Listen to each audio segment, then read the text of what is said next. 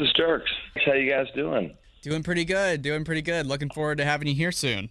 Oh, man, I'm looking forward to being there. It's a big show. My sister's coming to this one. She's got about 30 friends coming with her. So whenever family shows up, it's a big deal. Yeah, you're going to have a built-in cheering section. Yeah, I am. Yeah, it's her birthday, and she picked this one to come to because we just love this venue, and it's a big deal. It's playing Indy. It's on the Gravel and Gold Tour. It's a big one, so we're all fired up. Do you get nervous when you have family in the crowd? I've been doing it long enough where I'm not really nervous. I'm just excited to show them what we've been working on and to get a chance to take care of them, backstage and show them what's going on back there.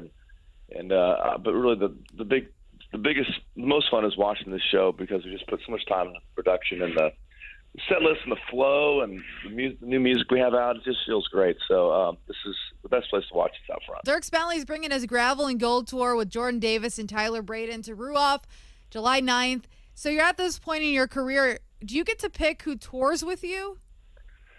Yeah, I've been picking for a while now, really. I mean, it's such an important part of the deal for me because, you spend so much time on the road in the summer away from your family, and you want to be around good people, basically. So you want to have people out there that obviously are going to help you sell some tickets maybe, but more importantly are going to be like a great hang, and that's exactly what Jordan Davis is. I mean, he's everything.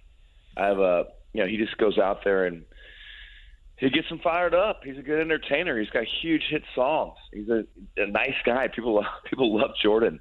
And so I watch his show. I get excited. It makes me want to get on stage. And the crowd's in a great mood already. So it's really important. And I feel like I've had such great people I've been able to share the tour with over the years. And Jordan Davis is right there at the top. Well, one of the artists that we've recently had on the show was Elle King. And she says you're one of her top favorite people in country music. So other than maybe Jordan Davis you just talked about, do you have any other favorites? Elle King, of course. I mean, no, gosh, I know there's so many great people in country music. The Brothers Osborne, those guys, we're playing a show with them pretty soon. They're just fun guys to be around. They're all great. I mean, name somebody. Anybody that's here is a good person. If you're not a good person, you don't stick around the format very long. There's just too many young guys and girls that want to do it, and they'll take your place. Nobody's irreplaceable in country music. We've all found out. So, but they're all Hardy. He's a good pal. I love Hardy's. I've loved just watching his explosion over the last few years. Jelly Roll. It's great to see what he's been up to, and just how much people love him and adore him. And I just played a show the other day with Haley Witters. I mean, she couldn't be nicer. And I love watching the next generation come up. They're all great. You've actually spent quite a bit of time in Indiana. You attended Culver Academies. Do you have any fond memories of your time here when you were younger? That's where my sister's coming from. She's like all Culver all the time, so they're all coming down from there. I didn't really want to go to military camp when I was 11 years old. Yeah. I was going, hey, Mom, I want to go to military camp. It's been 6 weeks there at 11 years old, But that's where I got sent off to, and I ended up being great. I learned a lot when I was there, and met some good friends and some good life skills, and it's a special place. So yeah, my sister's coming down from Culver, and I was there last year for Memorial Day on Lake Max, Kentucky, and it's a cool spot. You've changed the way I fly forever, too. And while I might not always be drunk when I'm on a plane, I'm definitely thinking about it a lot more. Was there like a certain specific event that is the inspiration for that song? Oh, my gosh. I mean, the band and I, we travel together everywhere, whether it's back in the day in a van for a little bit, and then, of course, in the bus. I still have the same bus we've always had, an old Goldie, we call her. She's got over 1.5 million miles on it. But, since I started flying in 2015 again, if I fly somewhere, they all fly with me. But for many years, Southwest, everywhere, and pulling out the drink coupons, storing them, stocking them. Those drink coupons were like, Monopoly deal money. They were gold, and collecting those things, and we used them a lot. And I just remember flying, thinking about, there's a lot of rednecks up there flying like us. And so they do. This idea of getting drunk on a plane is just a great idea. That I wrote that song. Chris Thompson and Josh Keir And those guys also wrote Before He Cheats for Carrie Underwood. A lot of their songs too. They're great writers, so fun, and they have a good sense of humor. So yeah, that song turned out really well, and it's a popular song in the show for sure. So we're huge dog people on our morning show. We're talking about it a lot all the time. And one of our favorite moments of your career is when you went to the Today Show and left with a new dog, because that's something that we probably would do. So how are the pups at home?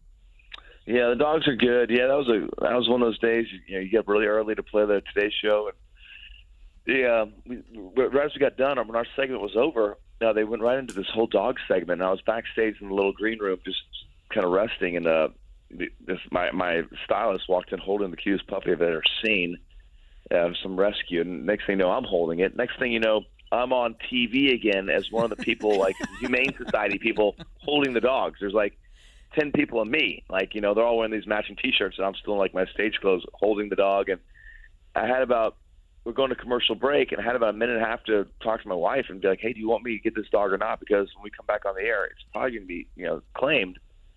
And she's like, what are you talking about? I'm like, I'm holding this dog. It's amazing. You said you wanted a third dog.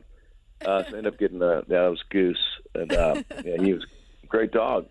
That's a all great the dogs story. all the dogs are doing great, yeah.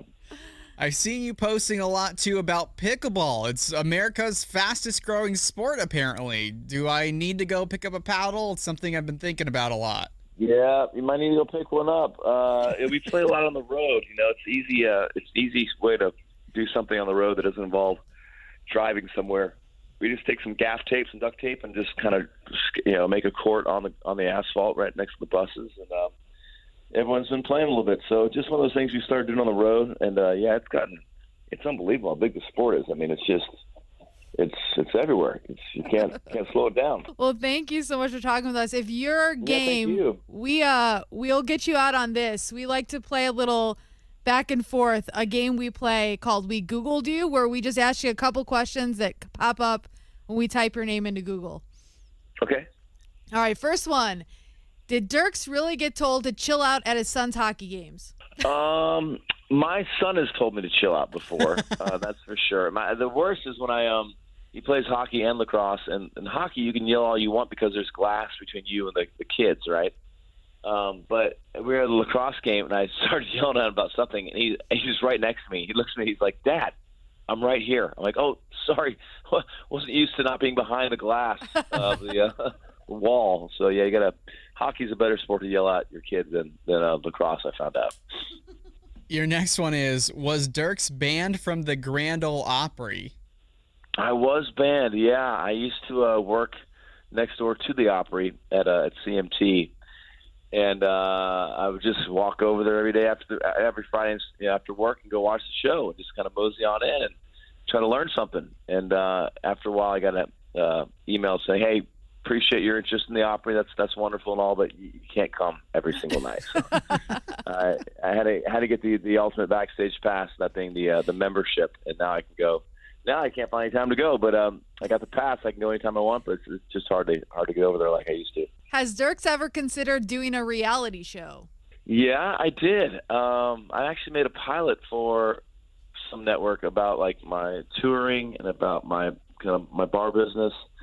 And the third part was with my family. It might have been pretty good, but I was like, I don't know if I want to do the whole family reality TV bit and stuff. So I did not go any further down that road. But yeah, I did take a look at it. That's some pretty interesting stuff in my life with just being a pilot. A lot of times I'll be on stage rocking out and shotgunning a beer with somebody, and and then next morning I'm back home, and hours later, like 6 hours later, I'll used to be like in a mommy and me class with my infant, like waving these little batons around and singing, kids songs with these other people. And I'm like, if they only knew like hours ago, I was literally stage diving in Indy, but yeah, it's pretty interesting sometimes.